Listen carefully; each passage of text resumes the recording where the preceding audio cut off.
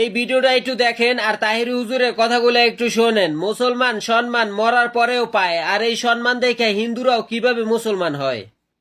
আজকের ভিডিওটা এমন একটা ভিডিও, আপনারা বেশি বেশি শেয়ার করবেন। দেখেন ভিডিওটা। একটা হিন্দু আমার কাছে কালিমা পড়ে মুসলমান হয়েছে, আর একটা মহিলা কালিমা পড়ে মুসলমান হলো। তারা জিজ্ঞাসা করা হলো, মেয়েটাকে জিজ্ঞাসা করা হলো, বোন তুমি বড় সুন্দরী, তোমার চেহারাটা বড় সুন্দর, নিশ্চয়ই তোমার ধর্মের মধ্যে তোমার মূল্য আছে, নিশ্চয়ই তোমার ধর্মের মানুষগুলো তোমাকে দিয়ে মূর্তির সামনে প্রসাদ দেয়, কিন্তু তুমি কেন কালিমা পড়ে মুসলমান হয়েছো? হাজার হাজার মানুষ সাক্ষী আছে। এই মেয়েটা ডাক দিয়ে কয়, আমার বাবা মারা গেছে, আমার বাবার চিতাশালায় পোড়ানোর জন্য নিয়ে গেছে, কাঠের মধ্যে আমার বাবার লাকড়ির মধ্যে শোয়াইয়া আমার বাবারে শুবাইছে, এর উপরে আবার লাকড়ি দিয়া নিচ দিয়া আগুন ধরাই দিছে। একটু পরে দেখলাম বাবার শরীরের মধ্যে আগুন লেগে গেছে, এই পাটা হঠাৎ করে ঠ্যাঙ্গা বাইরা উপরে উঠে গেছে, আমার বাবার বডিটার মধ্যে লাঠি দিয়া বাইরাইতে শুরু করছে, কিন্তু দেখলাম বাবার গায়ের মধ্যে জীবনে কেউ আঘাত করে নাই, আমার চোখের সামনে বাবার পায়ের মধ্যে আঘাত করেছে। ঠিক ঘটনাক্রমে কিছুদিন পরে আমার মা মারা গেছে।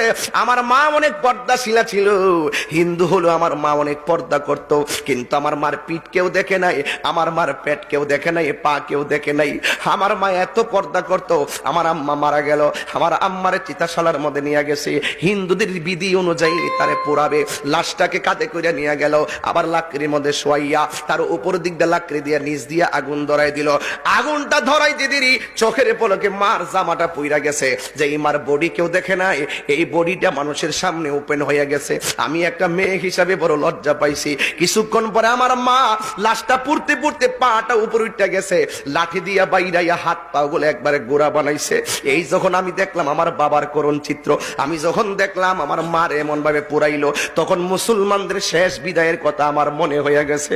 মুসলমানরা মারা গেলে কত সুন্দর করে চতুর্দিকে চারটা কাপড় টানাই, আবার কত সুন্দর গরম জল করে না, একেবারে বেশি গরমও দেয় না, আবার বেশি ঠান্ডাও দেয় না, কুসুম গরম জল দেয় যেন গায়ের মধ্যে আরাম লাগে। সবাই কয় গরম হইলে কত গরম দিস না, আবার ঠান্ডা হইলে গাই এত ঠান্ডা দিস না। কুসুম গরম জলটা দে যেন আরাম লাগে। কুসকু সাবানটা দে, অন্য সাবান দিলে কই ফেনা বেশি উঠবে, গায়ের মধ্যে ফেনা ফোনা লাগিয়ে দেখবে। কুসকু সাবানটা দে ভালো পরিষ্কার হয়, কিন্তু তার গায়ের ময়লাটা কাটে। এত মায়া কইরা তার লাশটাকে দাফন করে। বন্ধু রে, ও বন্ধু, একটা কথা মনে রাখবেন, হিন্দু মেয়েটার উত্তর দেখেন কত সুন্দর। আমরা তো রেডিমেড ইসলাম পাইলাম, কদর করতাম জানি না, আমরা তো রেডিমেড মুসলমানের ঘরে মুসলমান হইলাম, আমরা ভাবতে জানি না। আজকের ঈদগার মাহফিল থেকে ভাবতে হবে তুমি শ্রেষ্ঠ জাতি। কথা বলেন ঠিক কি না বলেন? এই জন্য যুবক, এই মেয়েটা ডাক দিয়া বলে, ওই মুসলমানরা মারা গেলে কত সুন্দর করে তারা লাশটারে গোসল দেয়, আতর লোবান দেয়, চোখের মধ্যে সুরমা দেয়। আবার আছে একটা কিন্তু আছে, আমিও কিন্তু অনেক সময় লাশ যখন গোসল করাইতে যাই, ওই পেটের মধ্যে এইভাবে চাপ দেয়, চাপ দেওয়ার পরে নিচ দিয়া যে ময়লা বের হয়, টিস্যু দিয়া ময়লাগুলো মুসলমানরা পরিষ্কার করে দেয়। হিন্দু মেয়ে কয় পায়খানারা সবাই ঘৃণা করে, কেউ সামনে যায় না, কিন্তু মুসলমান মারা গেলে বডির মধ্যে চাপ দিয়া ফেট থেকে ময়লা বাইর করে, পায়খানা বাইর করে, বাইর করে নিজে টিস্যু দিয়ে মুচ্ছা দেয়, গামছা দিয়ে মুচ্ছা দেয়, কোনো ঘৃণা করে না।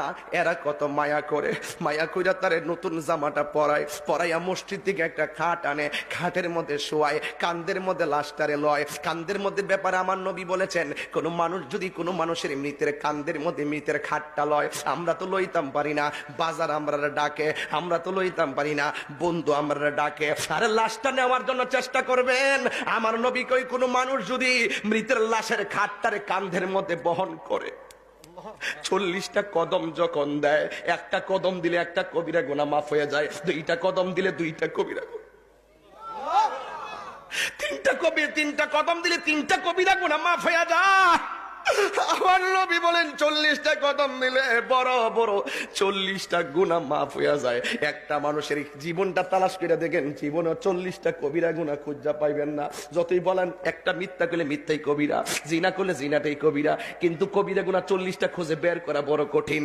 আমার নবী, আপনার নবী বলেন, যদি মৃতের খাটটারে কান্দের মধ্যে লইয়া আস্তে আস্তে যা 40টা কদম দেয়, আমার আল্লাহ রাব্বুল আলামিন তার 40টা কবিরা গুনাহ মাফ কইরা দেয়। যদি দ্বিতীয় দিন আপনি আরেকজনের লাশটা কান্দে নেন, তাইলে আপনি একই ফেসিলিটি পাবেন। এক সপ্তাহ পরে কান্দে নিলে আপনি আবার একই ফেসিলিটি পাবেন। এক বছর পরে কান্দে নিলে আপনি একই ফেসিলিটি পাবেন। এক যুবকের দল হিন্দু মেয়েটা বলে, আমি দেখি মৃতের লাশ কান্দের মধ্যে নিয়া মৃতের লাশের কোনা দিয়ে আঙ্গুল